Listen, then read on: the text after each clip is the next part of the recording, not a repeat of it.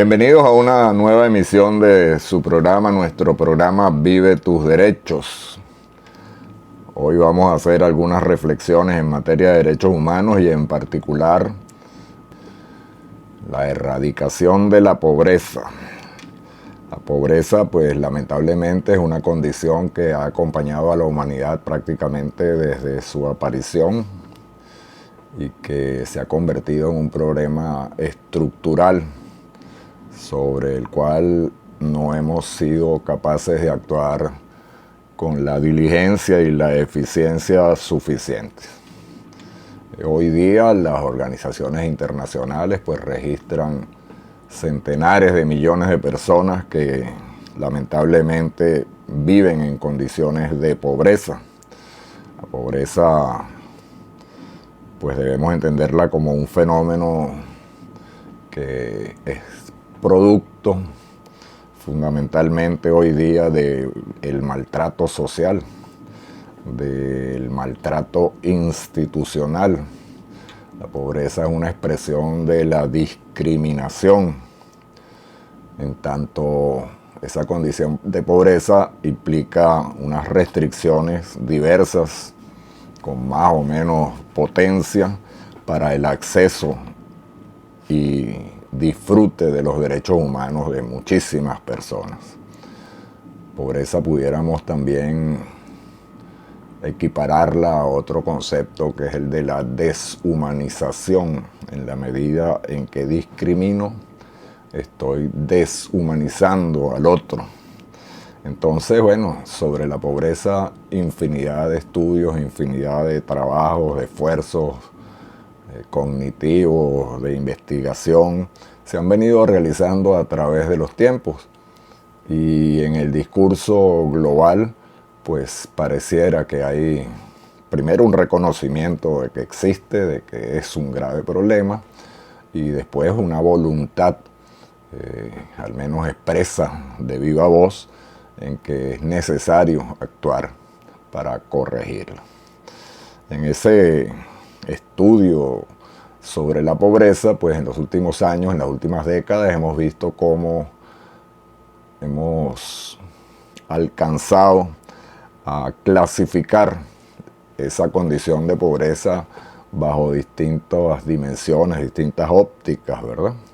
Hay un tema evidente, central, que es la pobreza material, esa pobreza que implica restricciones para muchísima gente de tener los recursos necesarios para poder cubrir las necesidades básicas. Pero también podemos hablar de una pobreza que alcanza no solamente las carencias, digamos, comunes, sino que se convierte en una pobreza extrema, una pobreza crítica, donde la propia vida de quienes la padecen pues está en permanente peligro de pérdida, ¿no? Hay también otras categorías de pobreza, pobreza social, pobreza energética, pobreza en el acceso a la educación, a la salud, etcétera, etcétera, etcétera.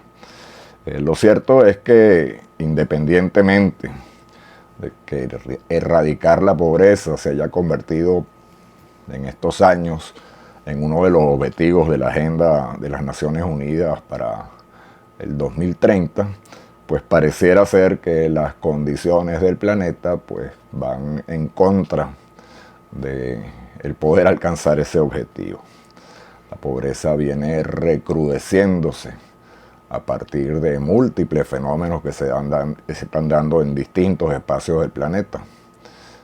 La pobreza disminuye en algún momento circunstancialmente porque las condiciones así lo permiten, pero vuelve a rebotar hacia arriba en la medida en que esas condiciones que no son sostenibles pues se deterioran.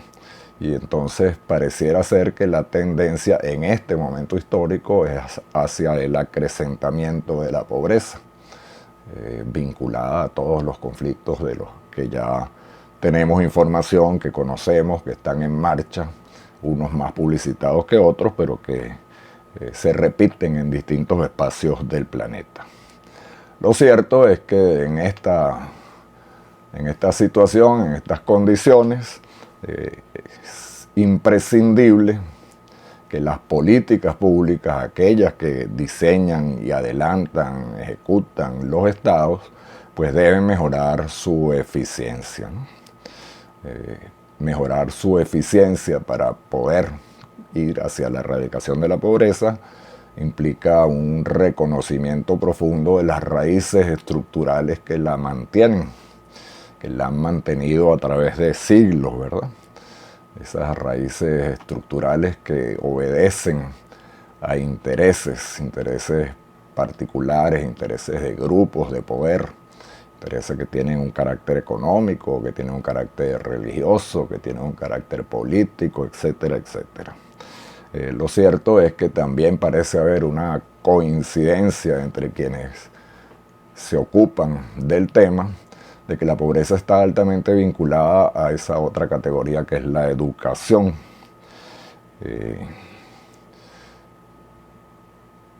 La educación, pues obviamente se convierte en una herramienta fundamental para poder avanzar en ese proceso de erradicación de la pobreza.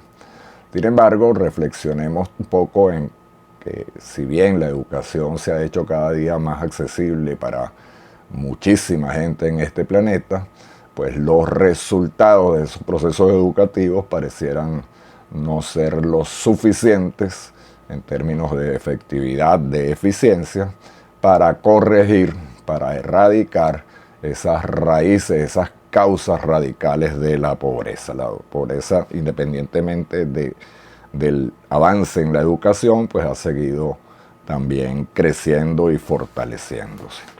Entonces es necesario reflexionar en torno a esa educación y a una educación alternativa que necesitamos ir fomentando y desarrollando en lo inmediato, en el corto plazo, para ir apuntando hacia salvar de esa condición de pobreza a tantas personas, ¿no? Obviamente, o no obviamente, lamentablemente, las mayores víctimas de las condiciones de pobreza material pues son precisamente los niños y los ancianos, las personas mayores. Son los dos grupos más vulnerables, los que tienen menos capacidades propias para resolver el tema de la pobreza y en consecuencia son dependientes de lo que los otros grupos sociales sean capaces de hacer, ¿verdad? Necesitamos que quienes toman las decisiones de política, quienes las instrumentan, piensen fundamentalmente en esas poblaciones destino, los niños y los ancianos, cómo atenuar los efectos de la pobreza que pareciera que cada vez son más determinantes, ¿no? En algunos momentos históricos pues hemos visto cómo la pobreza pareciera romantizarse, ¿no? Algo así como que es bueno ser pobre, pero eso tenemos que reflexionar sobre eso, qué tipo de pobreza es noble y cuál no es noble. Una cosa es pobreza, otra cosa es humildad, ¿verdad? Y entonces saber diferenciar esos dos aspectos de la vida es fundamental. Creemos firmemente que mientras exista pobreza no habrá paz, y si la paz es un objetivo al cual debemos dirigirnos todos, pues una de las maneras de poder ir construyendo esa paz necesaria, esa paz deseable, es precisamente siendo más eficientes en el combate a la pobreza, ¿no? Recordar siempre que hay que vencer intereses de grupos, intereses que tienen múltiples dimensiones, pero que precisamente se centran en visiones ideológicas, se centran en asuntos económicos, un modelo económico que excluye a muchísima gente y que necesita ser corregido, necesita ser modificado con urgencia. Y de nuevo volvemos, para terminar con esta reflexión, a la necesidad de otra educación. Una educación que nos permita ser conscientes, críticos en torno a realidades a las cuales no debemos acostumbrarnos, ¿verdad? Realidades que son insatisfactorias, realidades que no son éticas, que no responden a principios, a valores morales, no son humanas, y en consecuencia sobre esas realidades la educación tiene que desempeñar un rol mucho más efectivo que conduzca precisamente a erradicar, no la pobreza como tal, eso va a ser el producto, sino a erradicar las desventajas, erradicar las causas que originan la situación o el fenómeno de la pobreza en el mundo. En nuestra sección de Ecología Integral queríamos tomar unos minutos también para reflexionar en torno a una situación que vivimos en el mundo en este momento, ¿verdad? Pero que tiene su epicentro probablemente en nuestra región, en la Amazonía, en la Gran Amazonía. Producto casi con seguridad del cambio climático, hemos visto cómo el verano del hemisferio sur ha sido extremadamente duro en lo que tiene que ver con la salud de la cuenca amazónica. Hemos observado distintos reportes gubernamentales y no gubernamentales que señalan el desarrollo, la presencia de un verano no normal. Si bien el verano siempre ha afectado el nivel del río Amazonas y de los tributarios, pues esta vez parece que ha excedido las situaciones que habían ocurrido con anterioridad. Esto lo venimos repitiendo en los últimos años, lo hemos visto, ¿verdad? Pero cada año parece que la cosa es como más extrema, más dura.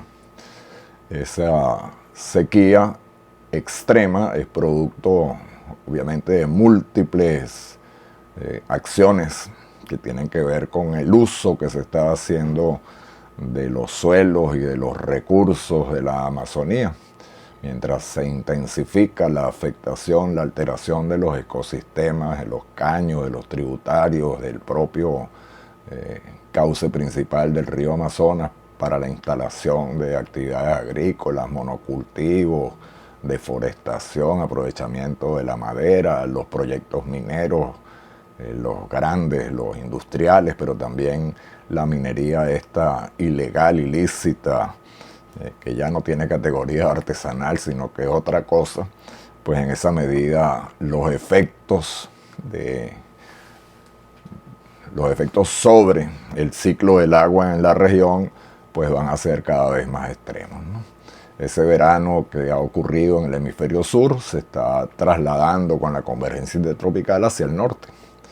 Y de alguna manera nosotros, vinculados a la Amazonía, a través del río Negro, del Guainía, del Cassiquiare y de la cuenca del Orinoco, pues probablemente vamos a experimentar también situaciones no comunes, situaciones extraordinarias de sequía.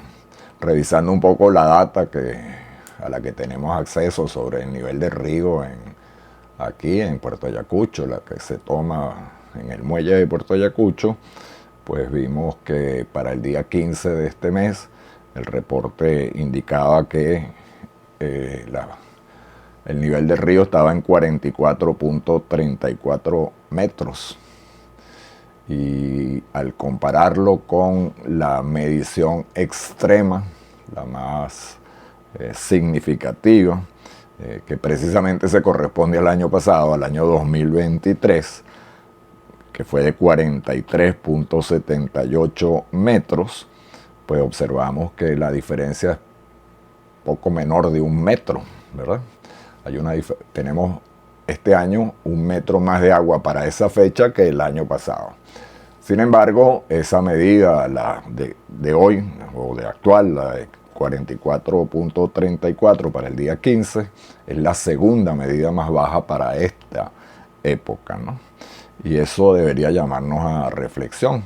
Eso amerita que debemos prevenir en términos de reconocer que el cambio climático sí está afectando a la región, pues lo lógico sería que estuviéramos al tanto de que esta situación pues puede generar algunos impactos indeseables en términos de, bueno, de la disponibilidad del agua del Orinoco, que no es cualquier cosa, ¿no? Recordemos que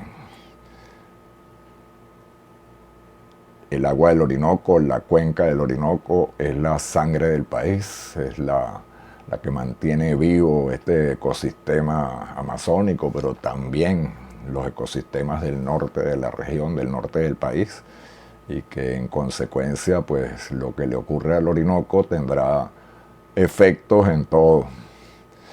Recordemos que nuestro sistema de generación eléctrica es altamente dependiente de la provisión de agua de uno o del principal afluente del río Orinoco por la margen derecha, que es el río Caroní. Si el Orinoco está bajando, me imagino que los otros ríos tributarios también van a aportar menos agua, ¿verdad?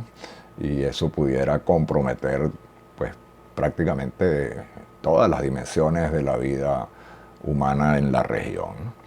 Entonces simplemente rescatar la necesidad de fortalecer ese monitoreo, de estar pendientes de cómo va evolucionando la entrada del verano, que va a tener impactos en la ecología, sin duda, por ejemplo en la disponibilidad de recursos pesqueros, entre otras cosas, el agua potable, todas estas cosas están vinculadas a los impactos del cambio climático en la transformación del ciclo hidrológico que se va generando pausadamente pero sin interrupción.